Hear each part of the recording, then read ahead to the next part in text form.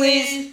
This is your 8th grade leadership broadcasting team for the week of October 9th. My name's Kyle. And my name is Hussein. Thank you for joining us. Let's get right into this week's BNN. Today, we have riddles, birthday announcements, last week's rewind, classroom spotlight, chick shots with Mr. Labar, and dates to remember. Before we get into this week's BNN, let's hear this week's riddle. If I had 4 eggs and a thief gave me 3, and my rooster laid 5 more, how many eggs do I have? That's a good one. Please make sure to email your answers by Wednesday at 10 a.m. to bnn@birchwoodschool.org for your chance to win a special prize. Now it's time for birthdays. This week we have 5 birthdays. On October 11th, 8th grader Marwa is celebrating her 14th birthday. Hope you have an awesome day. On October 12th, we have a double birthday. 5th graders Rebecca and Syra are turning 11. May all your birthday wishes come true. On October 13th, one of our fellow BNN anchors, Aslan, is celebrating her 14th birthday. Happy birthday, Aslan! And on October 15th, we have another double birthday. 7th grader Ashton is turning 13. Have a spectacular day. And Mrs. Bixler is still 25. Now it's time for last week's rewind.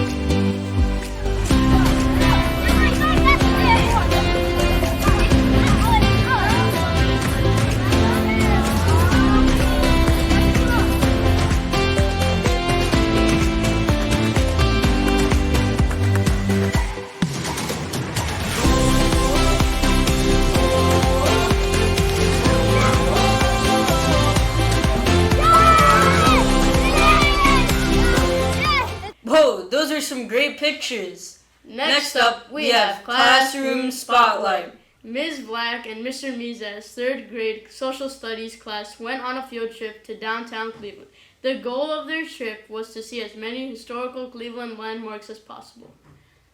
The 3rd grade class will get a little taste of all of the history and culture that can be found in our great city. By the end of the trip, the students will pick a Cleveland landmark that sparked their interest, complete a research project, and create replicas of the landmarks they chose.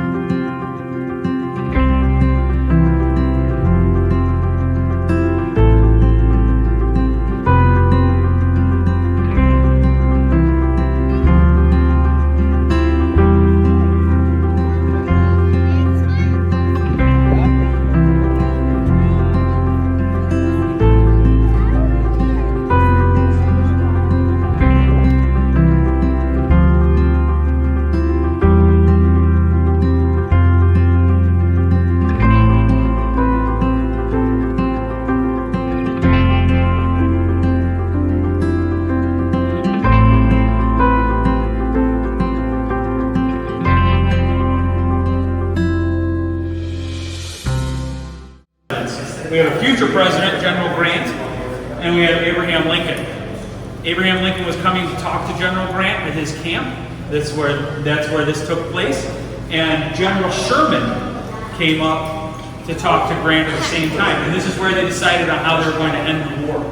About a week after this meeting, they would capture Lee's army and force the surrender of Lee's army at Appomattox Courthouse. And that was pretty much the end of the war. The only place in the world you see him holding a gun in a statue. He's handing it to this formerly enslaved gentleman who's accepting that weapon, taking the oath of service to join the military and defend his freedom.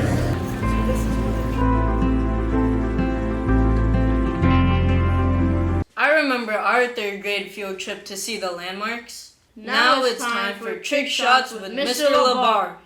Nice. Last week, he made the incredible shot in 4 attempts. There was only one person who guessed it correctly.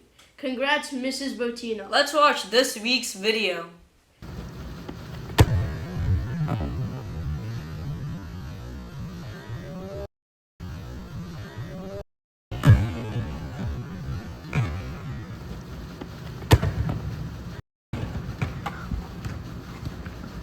Good shot, Mr. LeBar. Now it's your turn to play. How many times did it take Mr. LeBar to knock off the cups? Please email your guesses to bnn@birchwoodschool.org or put it in the main office mailbox. The winner will receive a prize. Now it's time for Remembering Our Roots. Let's hear from Birchwood School of Hawken co-founder, Mrs. Debelak, with some insight on how the history of Birchwood began. Let's watch the video. In 1983, Mr. Debelak and I, along with co-teachers Miss Brown and Mrs. Tsang, embarked on a mission to shape young minds by establishing a school focused on building character through challenging academics. Choosing the name Birchwood was serendipitous. Birchwood was the name of the street that intersected with our West Park neighborhood site. Mrs. Tsang's husband mentioned that in Chinese, the birchwood tree symbolized blossoming and upsoaring, making it a fitting metaphor for nurturing each child's potential. In 1984, Birchwood opened its door to 20 students in grades 1 through 8. Here is a picture of all of us.